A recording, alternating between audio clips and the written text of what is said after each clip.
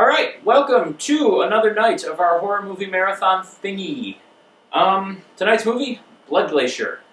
And before we get into it, this is, I believe, a foreign film. What, French, was it? Was it French? Something. German. German is the other spoken language. So it was a German flick. Actually pretty good. It was released by IFC, so it's an independent film, which makes it more impressive. But we'll get into it. Acting. What did you think? Well, again, we have this conundrum with, the actors doing their thing on screen and then having to listen to the crappy voiceover artists. This time we didn't do it, though. This time it was by default. True. Well, I think it's a setting you just automatically turn and it stays on. Hmm. But, yeah, the acting was very good. Everyone played their parts well enough. Yeah. Yannick was a great actor. He was the best. He had the best moments in the whole movie, the most realistic, sane moments. His character was better written and reacted better. But even with the dubs, I still think it didn't feel too disjointed. Like the dubs, you couldn't really tell it was done in a studio. Like it still kind of had the same emotion. It felt right in the movie. You apparently disagree, but well, anyway, give it a number. Acting. What would you say? Acting 3. That's it, really? Yep. I'd give it a 4. I'd say it was above average, and like you said, I mean, especially with Yannick, I know this is more towards story, but some of his reactions and the way he handled things and reacted to things was, I felt more realistic and appropriate than in a lot of movies. But yeah, I'd give it a 4 for acting. I thought it was above average. It was good. All right, effects.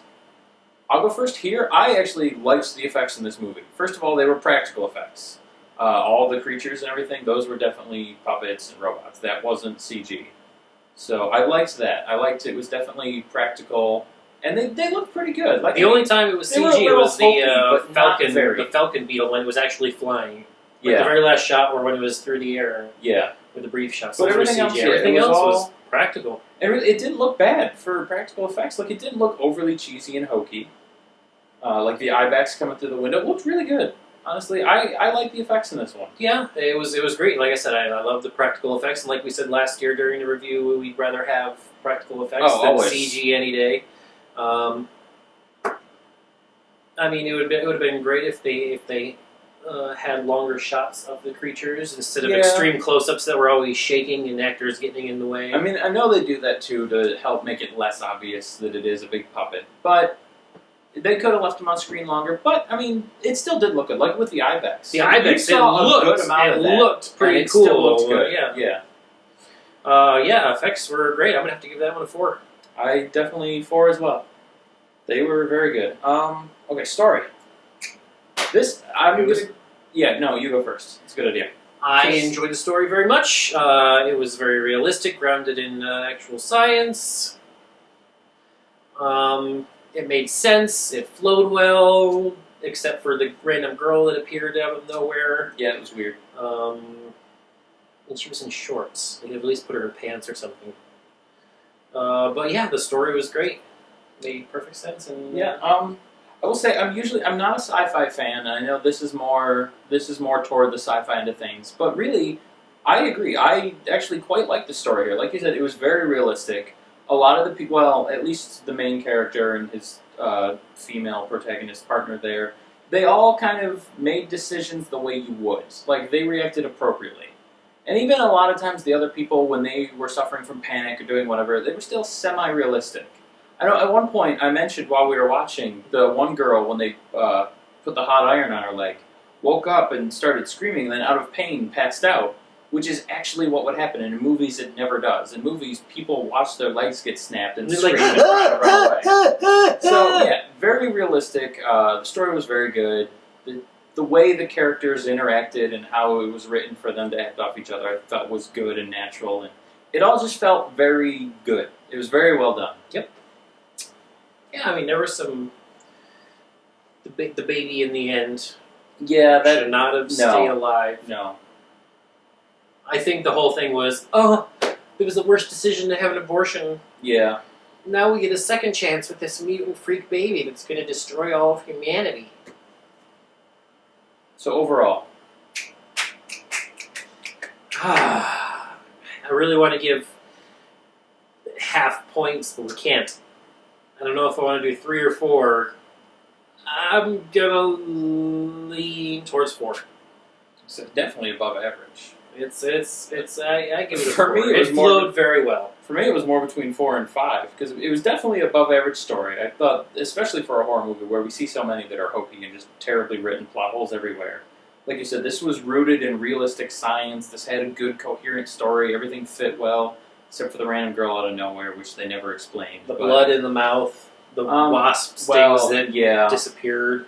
But no, I'll go with the 4. I would say it's definitely above average story. I liked it a lot, and I'm really picky when it comes to sci-fi, and I nitpick the shit out of movies. So, yeah, this was very good. 4.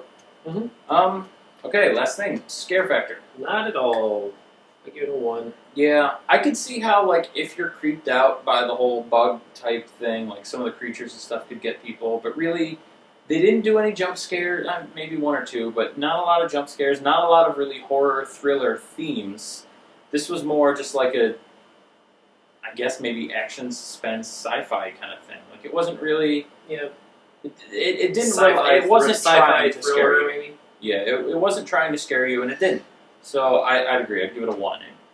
I don't think that's what they were going for, and it definitely didn't.